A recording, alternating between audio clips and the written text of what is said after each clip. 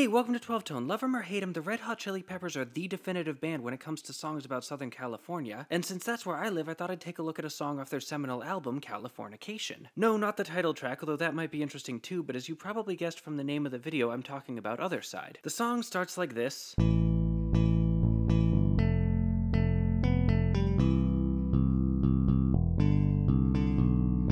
Before we look at the harmony, I think it's worth noting how melodic it sounds. You can sing along with it even though there's no vocals yet. It almost reminds me of counterpoint, a style of writing common in the Baroque period. In counterpoint, no one actually plays chords, instead you just have a couple melodies and the harmony is implied by the way those melodies interact. Of course, that's not exactly what's going on here, but it's a similar idea and it's pretty cool to see the echoes of Baroque music in modern songs. But enough about that, let's talk chords. This first bar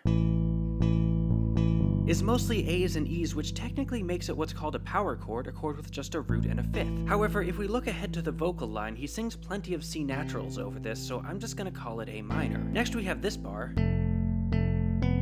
with F's and A's implying F major. We'll ignore that figure at the end, it's just there for decoration. The next bar has C's and E's, which makes it C major, and finally we have G and D making a G power chord, but since both the melody and the bass sometimes play a B here, I'm just gonna call it G major. This whole progression is actually a really good example of something we talked about recently, functional harmony in minor. Functional harmony is the idea that different chords in a key have different jobs or functions, but a lot of those jobs are based on the specific structure of the major scale, so outside that scale things get a little trickier. This A minor is the one chord, and in pretty much any scale out there, the one chord has what's called tonic function, which means it feels at rest. F major does too, as the flat 6 chord of the key, so we can view it as just an extension of the A minor sound. C major, the flat 3, is where things get difficult. This chord can do a couple different things depending on context, but here I think it's best viewed as what's called a subdominant chord, which means it introduces some instability to take the listener away from that sense of rest from the tonic chords. And finally we go to G major, which again has a couple possible jobs, but here seems to be functioning as a dominant chord, which means it points us back home to the tonic. Normally you'd expect the role of dominant function to be filled by the 5 chord, in this case E major,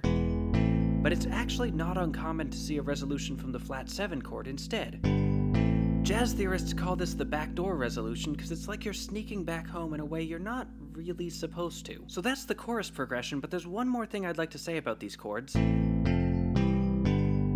it's most obvious if we start in the middle. This is an incredibly well-known chord progression. In fact, it's so common that it's earned the nickname the 4-chord song, and it's been used by everyone from Bob Marley to the Smashing Pumpkins. The progression we see here then is kind of like the 4-chord song's evil twin. It's the exact same chords in the exact same order, but by starting it somewhere else, they've made it sound minor instead. Of course, they weren't the first people to do this, and they certainly won't be the last, but it's cool to see this musical formula gaining some new life. Anyway, then it jumps to the verse,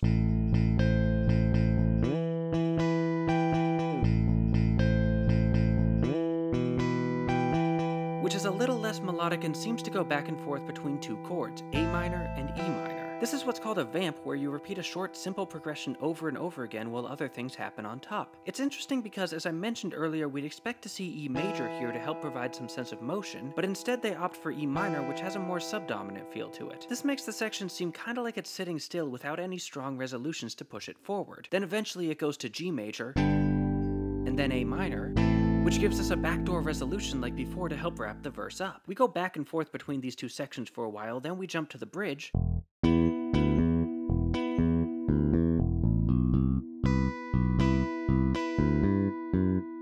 which is an entirely different kind of beast. I've seen people analyze this with chords, but I'm not even sure that's useful. Let's break it into 2 parts. First we have the guitar, which is just playing E's and B's. That's it.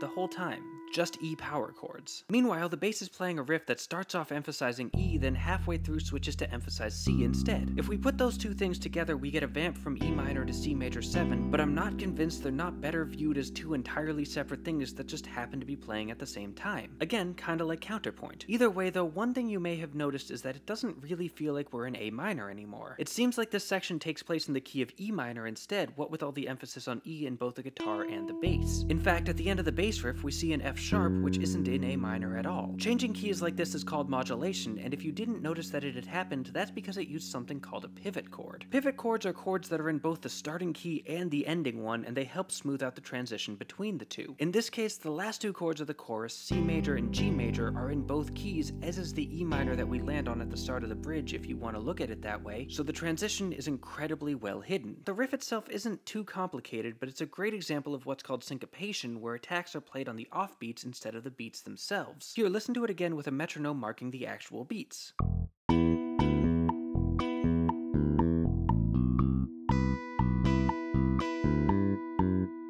This modified accent pattern gives it a bouncy, funky feel, which is pretty much the Red Hot Chili Peppers' signature sound. After that, it goes to a quick solo over the chorus progression, then back to the chorus, and then it ends on a big fat A power chord, resolving the harmony even though the lyrics are left hanging. Overall, I think the song is a great example of how relatively simple parts can come together to create a rich, complex tapestry of sound, and how music doesn't always have to be difficult in order to be good. Anyway, thanks for watching, and thanks to Patreon patron Charles DeLisi for suggesting this song. If you'd like to see your favorite song analyzed, just head on over to Patreon and pledge at any level. You can also join our mailing list to find out about new episodes, like, share, comment, subscribe, and keep on rockin'.